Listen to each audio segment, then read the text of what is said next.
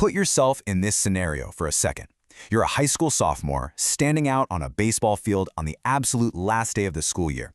Out of nowhere, a classmate takes a full, aggressive swing with a bat. But it slips. It slips right out of his hands, comes flying through the air like a missile, and strikes you dead center between the eyes. You literally have no memory of the impact. The force is so violent, so intense, that it crushes your nose into this distorted U shape and actually sends the soft tissue of your brain slamming against the inside of your skull.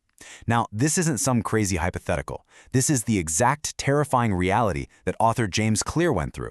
And crazy enough, it's the very foundation of one of the most powerful frameworks for human behavior and potential we're going to look at in this explainer. The immediate aftermath of that hit, it was a complete, cascading medical disaster. We aren't just talking about a broken nose and some shattered eye sockets here. He experienced rapid, dangerous brain swelling. He started struggling with the most basic functions, just swallowing and breathing. Then came the post-traumatic seizures, 3 of them in a single day. And ultimately, as his body just started shutting down entirely, doctors had zero choice. They had to place him into a medically induced coma, hook him up to a ventilator, and life flight him to a much larger hospital in Cincinnati. I really want you to let that sink in for a moment. It shows just how far down the mountain he was and how unbelievably steep that climb back to recovery was actually going to be.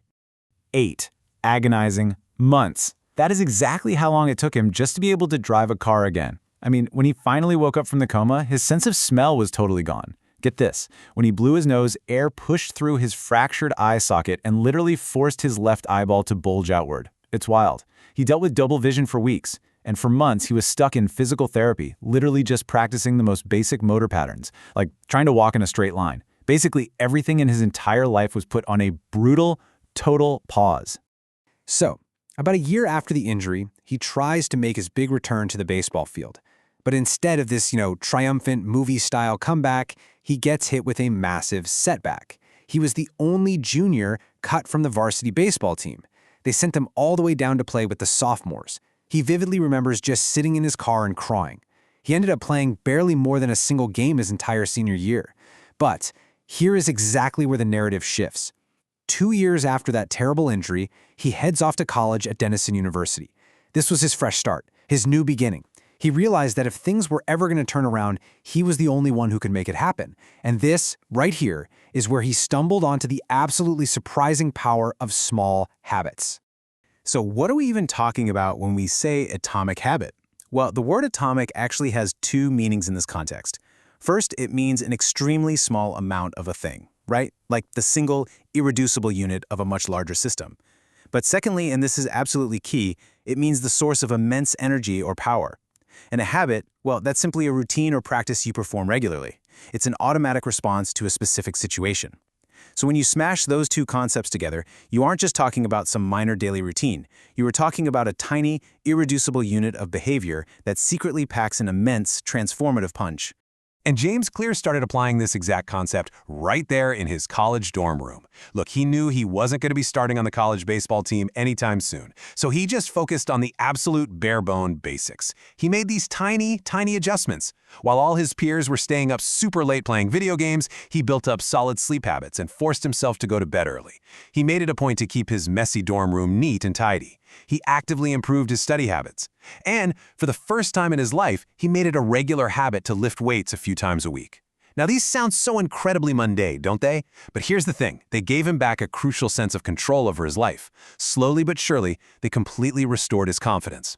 And you really have to look at the undeniable proof of how these small wins compounded over those 4 years. He went from being this 170-pound featherweight freshman sitting dead last at the bottom of the baseball roster, desperately searching for some semblance of control after a severe brain injury, to a lean, strong 200-pound senior. And not just a starter, he became the team captain and an ESPN Academic All-American. Just to put that into perspective, that's an honor given to only 33 players in the entire country. Oh, and to top the whole shebang off, he won the university's absolute highest academic honor, the President's Medal. Notice something here. There was no single lightning bolt defining moment. It was just a long, steady, gradual evolution. Which brings us directly to the macro-level universal law of performance that Clear champions in his work, the aggregation of marginal gains. Now, this isn't just some nice philosophy for kids trying to bounce back from head injuries. Now, this is a relentless, obsessive strategy of searching for a tiny margin of improvement in literally everything you do. The core principle goes like this. If you break down every single component you can possibly think of that goes into a specific task, and then you improve each of those little pieces by just 1 measly percent, well, you're going to see a massive, undeniable increase when you put them all back together. And if you want to see this philosophy actually play out in the real world, at the absolute highest level of human competition, you have got to look at British cycling. So before they hired a guy named Dave Brailsford to be their performance director, British professional cyclists had endured a staggering 110 years of just total mediocrity.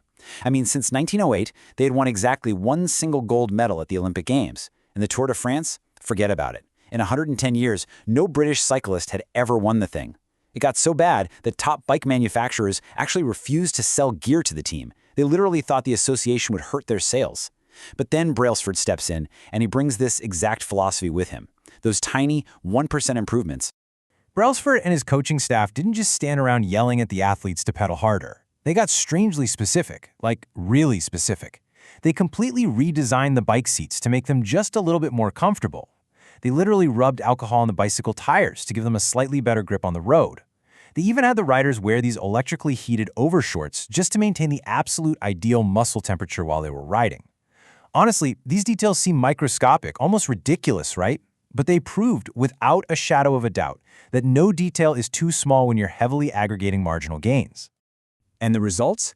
Well, they came way faster than anyone could have possibly imagined. Remember, from 1908 to 2007, which is nearly an entire century, they won just one single Olympic gold. But from 2007 to 2017, after strictly applying this aggregation of marginal gains, they walked away with 66 Olympic or Paralympic gold medals. 66. It just goes to show, when you accumulate hundreds of these tiny, seemingly insignificant improvements, the compound interest of self-improvement absolutely explodes. And they didn't stop at Olympic golds during that same 10-year span. No, they went ahead and captured an absolutely mind-blowing 178 world championships. Oh, and remember that embarrassing streak of 0 Tour de France victories? Yeah, they went on to win 5 of them in that single decade. Today, it's widely regarded as the most successful run in the entire history of cycling. So this isn't just some cute theory you read about online. This is absolute, unassailable proof of the method working at the very highest limits of human potential.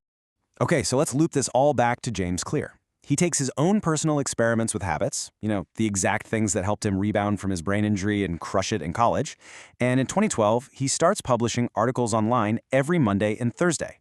By 2015, the guy had gathered over 200,000 email subscribers and was casually speaking to Fortune 500 companies.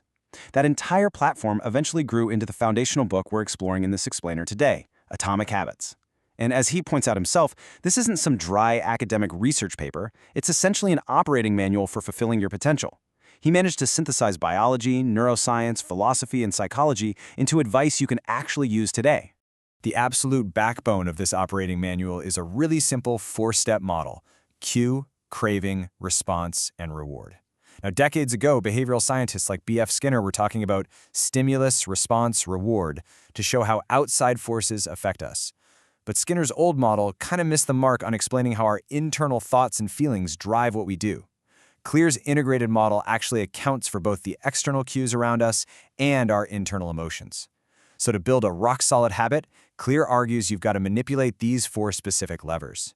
You make the cue obvious, you make the craving attractive, you make the response easy, and you make the reward incredibly satisfying. That right there is the fully integrated engine powering every single 1% improvement you make. And this really leads us to the central, deeply empowering thesis of the entire explainer. With the same habits, you'll end up with the same results. But with better habits, anything is possible. Look, you really don't need some massive, overnight, legendary transformation. James Clear didn't have one. British cycling sure didn't have one. What you actually need is a gradual evolution. You need a long, steady series of tiny wins and tiny breakthroughs. Because at the end of the day, the quality of your life ultimately comes down to the quality of your habits. Which leaves us with one absolutely vital question. What is your 1% improvement going to be today? I mean, you've seen what simply making your bed or rubbing some alcohol on a bicycle tire can compound into over a span of a few years. The aggregation of marginal gains is quite literally a universal law, and it's just sitting there waiting for you to use it.